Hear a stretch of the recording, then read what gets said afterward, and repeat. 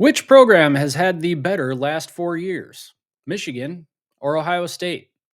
One pundit's answer to that question may have you scratching your head a little bit. We'll get into it coming up next.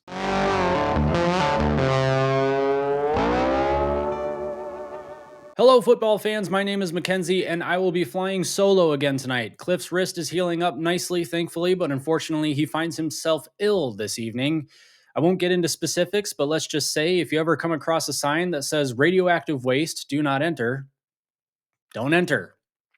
Josh Pate released his top 25 college football program rankings, and boy, oh boy, are they causing some consternation. Actually, I should say top 2025 college football rankings, which was just a tad bit confusing when I first read it. At number 12, he's got Ole Miss. Number 11, he's got Clemson. And then in sequential order, going up to number 4 here, we have LSU, Penn State, Tennessee, Notre Dame, Oregon, Alabama, number 4, Texas. And here's the part where a controversy has started to erupt because Georgia, Ohio State, and Michigan make up the next 3 spots. And I'll give you a second to guess what order those 3 are in. It's number 1, Georgia, number 2, Ohio State, and number 3, Michigan. Yes, this has caused quite a bit of controversy in the comment section where a lot of Michigan and Ohio State fans are going at it, debating who should be in second or third place. And while I would like to talk about why Georgia is in first place, given what happened this last year, this isn't a Georgia channel.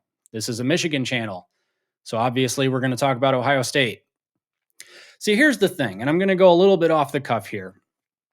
I understand why he's got Ohio State in second place over Michigan. You know, Michigan had a bad year this last year. Obviously, they went 8-5, but of course, one of those wins was against Ohio State and another one was against Alabama. So was it really that bad? But you can't say that because Ohio State fans will be like, well, Michigan fans are okay with mediocrity. No, we're not. We're just okay with a little bit less not okay with it if it means beating Ohio State and ruining their Big Ten title hopes. It didn't ruin their national title hopes because the 12-team playoff has ruined the college football regular season.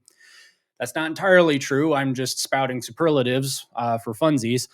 But I understand why he's got Ohio State at number 2. I just disagree with it. Now, what I think the logic is behind having Ohio State at number 2 is Ohio State, when they have a bad season, their bad season generally looks like a 10-2 or an 11-1. They're 11-1 with a loss to Michigan these last 4 years. They're 10-2 with a loss to Michigan and a loss to Oregon. I think it was in 2021 or 22. I can't remember. 21. I think it was Oregon in 21. That feels right. Yeah. But when Michigan has a bad season, it's 8-5. It's losses to Washington, losses to Illinois, losses to Indiana. That's not great, obviously. I disagree with it. And the reason, and at risk of sounding like a Michigan homer, like I said, the reason I disagree with it is because Michigan has won the head-to-head matchup. And that's really it. That's the only reason why I disagree with it. Now, he does say in the comment section, he does say that the reason he has Ohio State over Michigan is because of coaching churn. Michigan obviously lost quite a few coaches to the NFL. I mean, Jim Harbaugh goes to the NFL.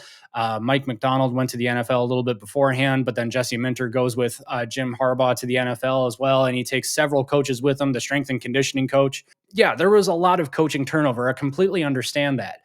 The thing is, though, is that I still don't think that that's really the reason why you put Ohio State in the number 2 spot right now, as of February 24th, 2025, in the year of our Lord 2025, as Josh Pate would say. I think that the reason he maybe this was subconscious, I don't know, and I don't want to speak for him, and I definitely don't want to hate on Josh Pate. I love me some Josh Pate, really enjoy listening to his show.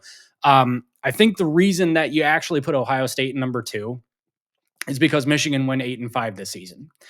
And the reason I would actually disagree with putting Ohio State in number 2 is because Michigan, despite going 8-5, still beats Ohio State. Obviously, that was because of Michigan's defensive prowess. There is the argument that Ohio State, Ryan Day specifically, just has a Michigan problem. So it kind of becomes a little bit superficial. Did Michigan beat Ohio State, or did Ohio State lose to Michigan?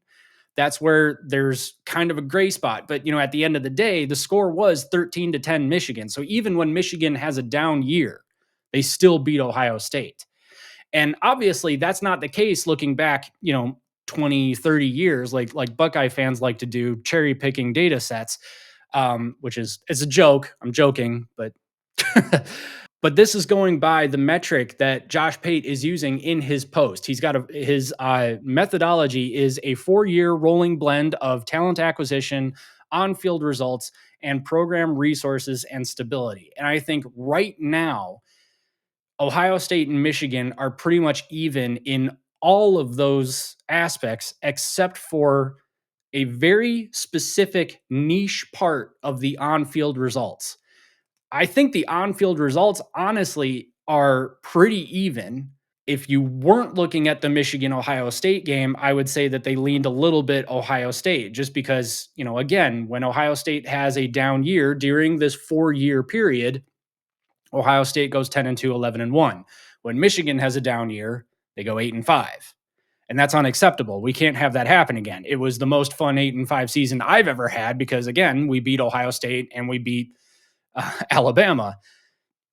We beat Alabama twice in the same calendar year. So that's just an amazing little cherry on top. But the thing is that you have to take into, in my opinion, you have to take into consideration the game. That's why they play the game. That's why these games are not played on paper. On paper, Ohio State should have blown Michigan out, but Michigan has, I don't know what it is. Was it the block M? Was it just that defense? I mean, that defense played incredible. They were in Ryan Day's head all game long. They were in Will Howard's head. Will Howard was not seeing the field all that well, but he still had a really good game. It was just the 2 interceptions. Of course, Ohio State's kicker, unfortunately didn't have a good game, or maybe I should say fortunately. I just don't want to rag on the kid. The point being, though, is that I think you have to take that specific game and include that into the on-field results. And that's why Michigan, to me, should still be in that number 2 spot despite the 8-5 season. Because even though Michigan goes 8-5, they're still capable of going into Columbus and winning for just the second time since 2000. So I don't really, I completely understand though why Josh Pate has Ohio State at number 2, and I think it's more so because of the fact that when Ohio State has a bad season, they go 10-2 or 11-1, like I've been saying. He says though it was because of the coaching churn.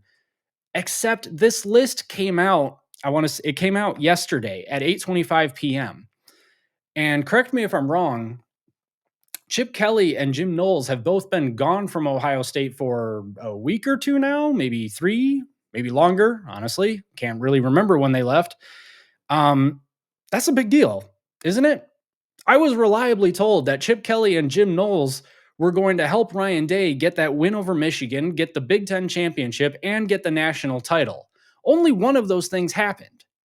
They didn't win the Big Ten this year. They didn't beat Michigan this year. They haven't beat Michigan since 2019. They haven't won the Big Ten since 2020, but they win the national title. I don't understand. I guess my problem then is Ohio State had impact coaches leave for the NFL, or in Jim Knowles' case, go over to Penn State. Why doesn't that impact them just as much? And I'm guessing it's because Ohio State's, the impact of Ohio State's coaching staff leaving hasn't exactly materialized yet. So we don't know exactly what Ohio State's going to look like in 2025. They've got a brand new quarterback coming in.